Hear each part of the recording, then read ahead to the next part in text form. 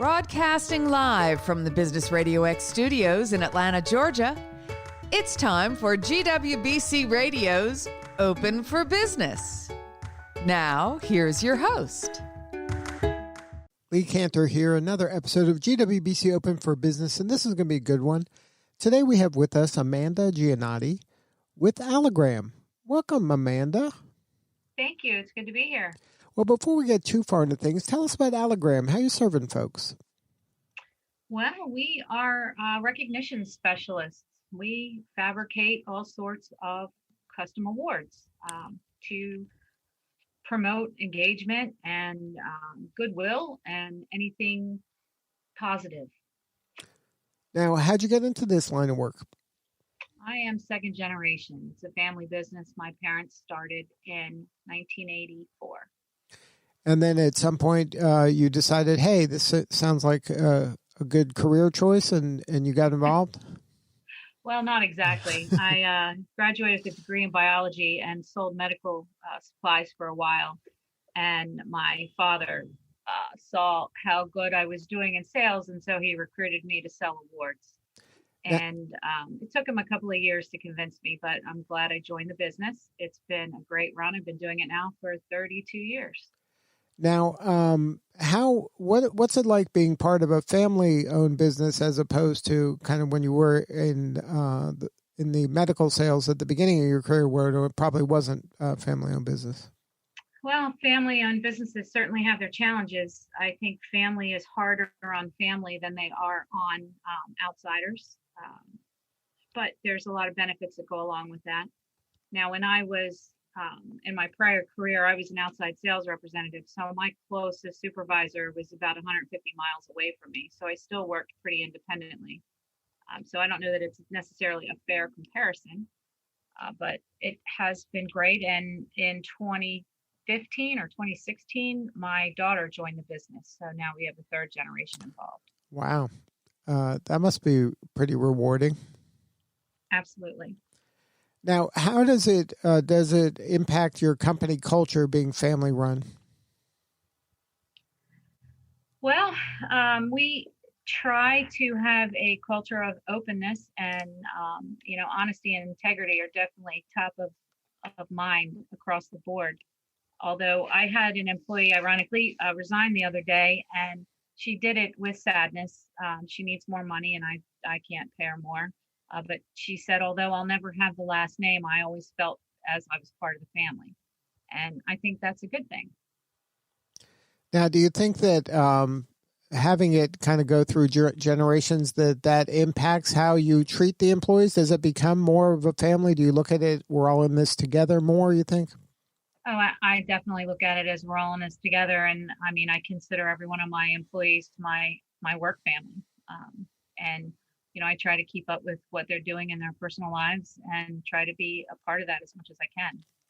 Now, does that transfer that kind of attitude and that culture? Do you try to transfer that to your clients? Because in a way that when you're helping them with recognition and awards, you're helping them create the culture that they desire. That's true. But I think with the clients, we take a little more of a professional approach, not quite as personal. Maybe that's wrong. I'm not really sure, but we try to be at the top of our game at every stage of the order. So much of what we do is custom, and people come to us and they just don't know what they want and they don't know what's possible. So we really educate a whole lot during the sales process. So we try to present ourselves as friendly, absolutely, and professional, but the industry expert, the one who can help guide them through their choices. Now, what does an engagement typically look like? What is this the first time they've ever done awards? Like, how do you get generally a lot of our business is repeat business, so they're familiar. But for a new engagement, sometimes they're coming from a competitor and they've done things in the past, and they'll send pictures. Can you do this? Can you do that?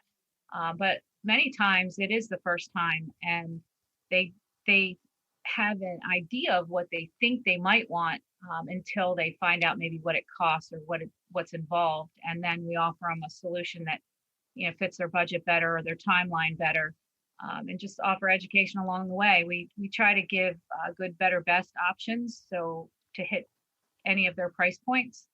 Most things are driven by budget, unfortunately. So, we're conscious of that. And there's different manufacturing techniques we can use that will allow us to do things faster, more efficient, with a similar look, kind of mocking the high-end look without the price. Now, like you said, that a lot of your work is repeat. Is this a situation, especially with a new client, that you've helped them with this award and then this becomes just like a regular part of their way that they deal with their staff and their team? Yes, correct. And when you take that kind of long-term view, does that that must breed kind of loyalty and you have to think in the longer term, it's not a transaction anymore because they want to have a solution that they can just kind of rinse and repeat, right? It's so they don't have to kind of create the wheel every time. Yes, and it's relationship building and it's building trust, and that's a huge part of it, and earning their business and earning their trust and getting them to believe in us and understand what we're offering them. And to be able to just trust us and partner with us. Really, our clients are our partners because we're trying to help them achieve their goals. Now, when it comes to awards, what is it that a person who hasn't been giving awards out should know about the importance of recognition? Oh, my word. Well, recognition, it's been proven. The power of recognition is real and it's strong, and you can make someone feel so much better about themselves and the job they're doing really by just saying thank you, but by complimenting that thank you with a token. And it does not have to cost much. It can be very inexpensive, but it's very effective, and every time they see that token, they're reminded of that memory that they had when they were given it, and the good feelings and the goodwill and the positive nature that goes along with that. Now, when you're working with a new client, especially about leveraging this power of recognition, is it a conversation where you're trying to get to the heart of what is the objective? Like, is this something that you're doing as an incentive for a salesperson, or is this just something to talk about the culture of the company? Like, you want to incentivize kind of positive behavior? Like, how do you kind of wrap your arms around the kind of the why behind the award? It's all of the above and 50 more factors, and it all depends. It depends on the situation. It depends on the company. It depends on what their goals are. Absolutely. And we need to know that. So everything is variable, and that's what makes the business a huge challenge, especially for onboarding new people. Because to learn all the variables is difficult. There's nothing set in stone and everything has an exception. So although we say, we don't do X, Y, Z, we can do it as long as this, and this fall in place. So there's really no set in stone rules. There's just guidelines. And the most difficult challenge is to figure out exactly what is the customer's goal, what are they trying to accomplish, and what is their timeline, because that definitely limits what they can do. And then we go to work to try to match a product to elicit those feelings that they want, when the recipient receives it. A lot of times I say we're masters of the perfect moment. We work with our clients to determine how they want that perfect moment to look, and then we go to work to create a product that will elicit those feelings. Now, we're talking a lot about recognition, but it sounds like a lot of your work is customizable, so therefore to me it would open it up to things like gifts as well. Does your service go beyond awards to also personalized gifts? Absolutely, yes. Personalized gifts are part of our line for sure, and signage and name badges as well, identification type products. So now, when you get into that side of the business, is that a different, occasion for the recognition or award or gift in this case? Well, gifts are pretty similar in that you got to consider the recipient and what they might, like, and what your goal is, and of course what your budget is. Signage and identification is different, and that's generally more cut and dry. You've got, a need, a set of specs you have to meet. But recognition is much more fun. Now, how do you kind of stay top of mind with your customer to let them know you do these varying things? Because I would imagine the occasion for one, they may not think of you for the other thing. That's very true. People tend to think of us in silos, and that's a big challenge to cross over those silos and make that connection that, hey, we do this too. One way we try to bridge those gaps is in our showroom. The showrooms are all equipped with sections of gifts and signage and awards, and then the awards are broken down in different categories. So, hopefully when they're in browsing one, they see another. Now, in the journey that you've been on as an entrepreneur and taking over the business, you decided to become a certified women-owned business. Can you talk about why that was done and what impact that has made in your business? Well, there's some advantages to being woman-owned when it comes to government contracting. So that was probably the main reason I initially looked into it. But the networking and friendships that are made by getting to know other women in business is invaluable.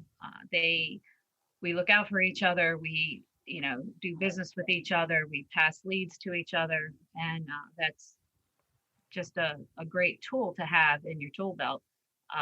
But the friendships that have been made over the years are incredible. Now, I'm looking at your bio here, and it says that you are active in a lot of boards related to your industry. Why was that important to you to kind of lean into the organizations that serve the whole industry and take leadership positions? Well, with 30 years experience in the industry, it's what I know. So that's where I can give back the most. So I serve on 2 different industry specific boards. One of them is for very selfish reasons. It's a group of the top 70 retailers in the country. And when we get together, there's so much information exchanged. A lot of what I know, I owe to that group. And then the other group is sort of the association that governs the industry, so to speak. So to be able to share that information on an association level and pass on best practices and improve the industry as a whole benefits all of us. Now, any advice for young people out there who are, maybe getting involved in this industry and they don't know how to plug in? Like, there's one thing, a lot of people join a bunch of organizations, associations, but they don't kind of lean in and don't take leadership positions. They don't volunteer. They think that just by joining is enough. Do you have any advice for those folks that are new in the industry? I would say to get active in the association and learn from the other members in the association. Take advantage of whatever educational opportunities they present. That's going to be the best way to grow your business and learn. And if we're not learning, we're going to die, because you've got to constantly learn and change and adapt. 2020 is a great example of that. I mean, look what COVID's done to everyone. So by having a professional association to lean on, you have a source of education and opinions and different resources to pull from. Now, has your work changed in the fact that probably some of your customers are now in this kind of new work from home environment, and they may not see their employees as much? Is this maybe more of a reason to create recognition opportunities and gift giving opportunities? Absolutely. I mean, the need for recognition has not gone away, yet business is dramatically down because of COVID. And work from home, has really changed the employment climate. And it's something I really think businesses need to look at strongly. I have 4 daughters, the youngest of which is a sophomore in college. So they're adult grown-ups and they're out there in the workforce. And my one daughter shared a story with me the other day that really resonated.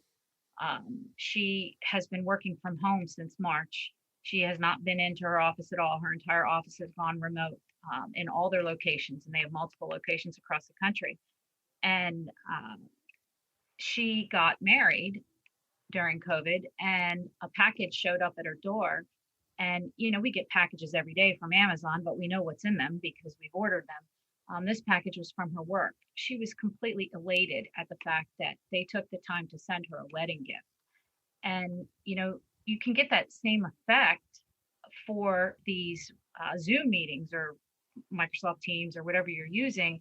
You could send a package, do not open until Tuesday at 2, and, have everyone open on screen together and take some screenshots and just build that camaraderie and help your culture along and make people feel like they're still connected, because some of them haven't been in the office rubbing elbows with anyone for months.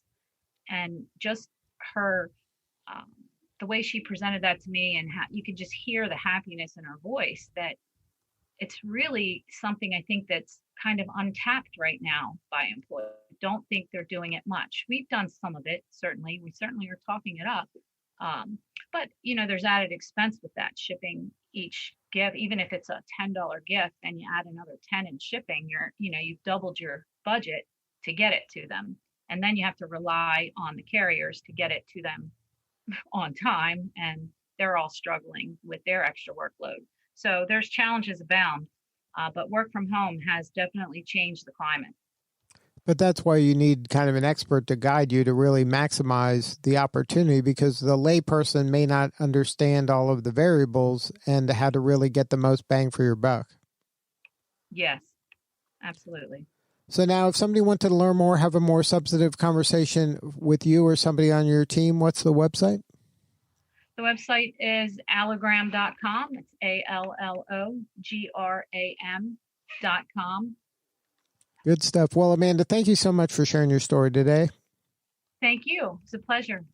All right. This is Lee Cantor. We will see you all next time on GWBC Open for Business.